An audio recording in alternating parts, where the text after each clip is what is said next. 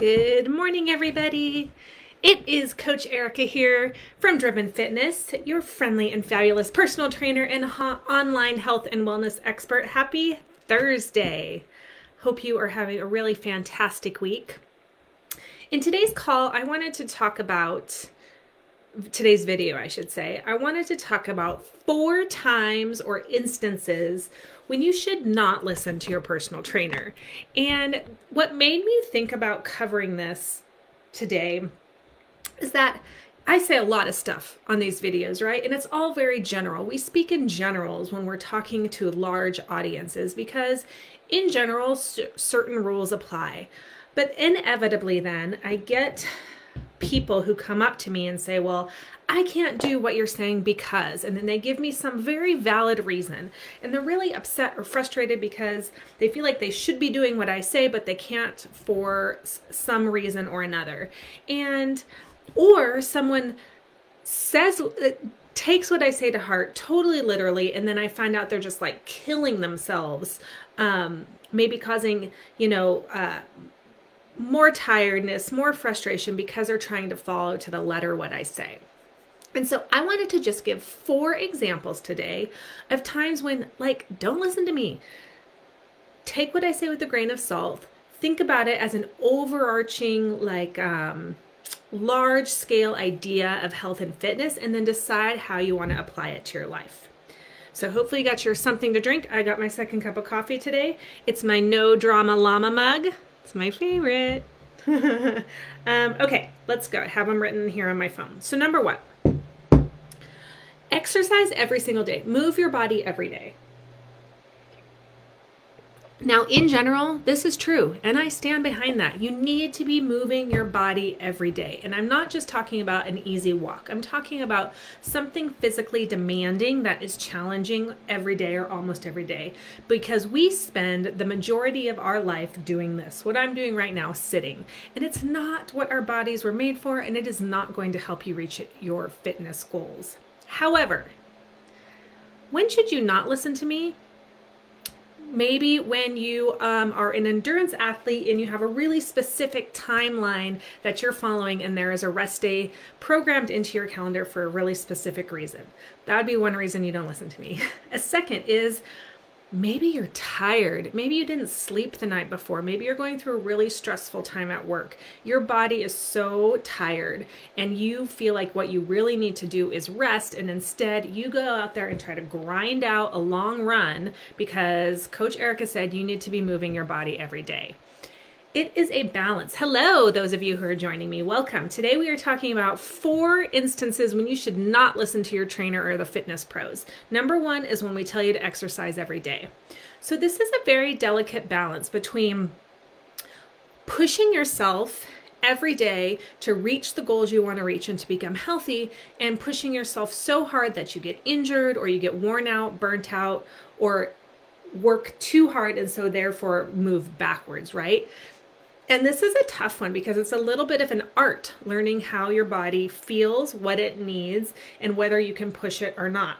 Some people now will say, oh, well, my body's telling me I'm tired, so I'm not going to exercise today, when really they should. So, think about it in general. You should be moving and exercising every single day, moving your body in some way. That should be a combination of hard exercise, hard workouts, easier workouts, strength, cardio, flexibility, in whatever variation you want.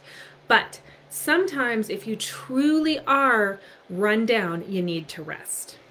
Okay, second one. And the rest of these really have to do with women over 40. Why am I addressing this?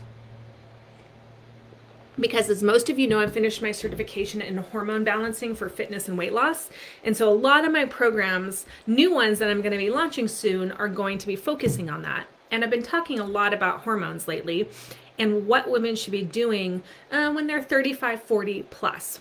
And I just know some of those people out there are going to take what I say and get very frustrated because they either can't do what I'm telling them to do, or it's causing more problems. So number 1 is that you should always be lifting heavy. Yes, women over 40, you should be lifting heavy. Why?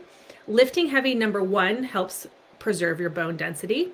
2, it helps build muscle, which helps create that muscle tone that we want and keeps you strong and fit. Number 3, that heavy lifting or powerful movements help balance your hormones. However, when are there times when you should not be listening to me or this isn't possible?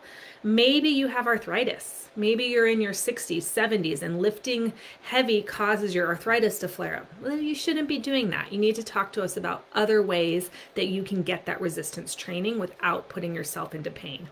Maybe you have an injury. Maybe you have a bad knee, and I'm telling you, you need to be squatting heavy, but that's causing issues with your knee injury. So there are times within your own body and your own abilities that it just doesn't make sense to lift heavy, and that's when you need to talk to your fitness professional about adjusting.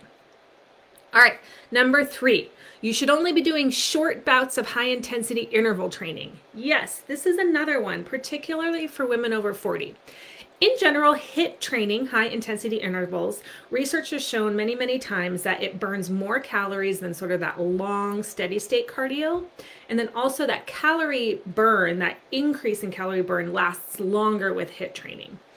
And for women over 40 going through perimenopause, menopause, and postmenopause, that HIIT training is, again, really good for helping to balance hormones. However, what if you just really love your long bicycle rides on the weekend? Or like one of the times when you get to finally be by yourself in a quiet space is your long runs or your long hikes. And I'm telling you that's not good.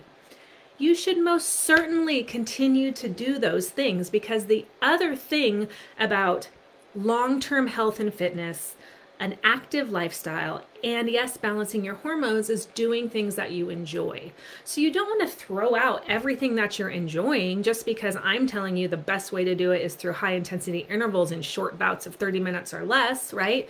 Incorporating exercises that you enjoy boosts all those feel-good hormones, and that also will help you reach your weight loss goals and, more importantly, help you be active for the rest of your life. So if you like those long runs and those long periods on the treadmill and all that stuff, then do it. But just make sure that you're doing it smartly and adding in the other more effective ways of exercise so that you have a really good, well-rounded base. That was number 3. Now, the 4th one is you should be exercising in the AM for best hormone balance for menopause. So this is true that exercise creates cortisol. Cortisol is an energy hormone. It's also our stress hormone.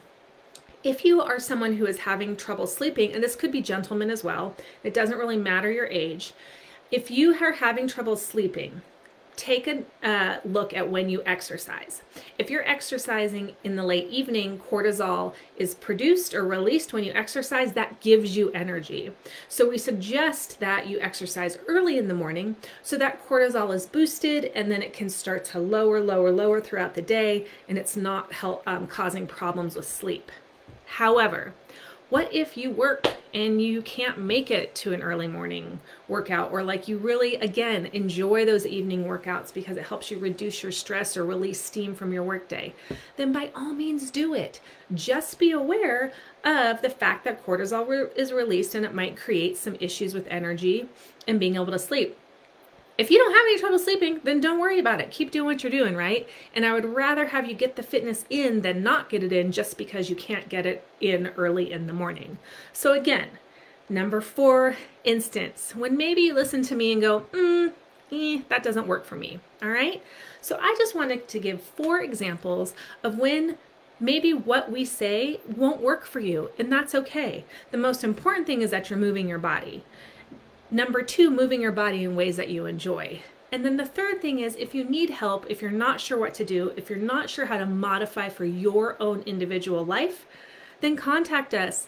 Call me, DM me. I do a free virtual consult with anybody who wants, and I can help place you into a program that works for you. All right, so I hope you enjoyed this week's talk, and I will see you guys next week. Take care.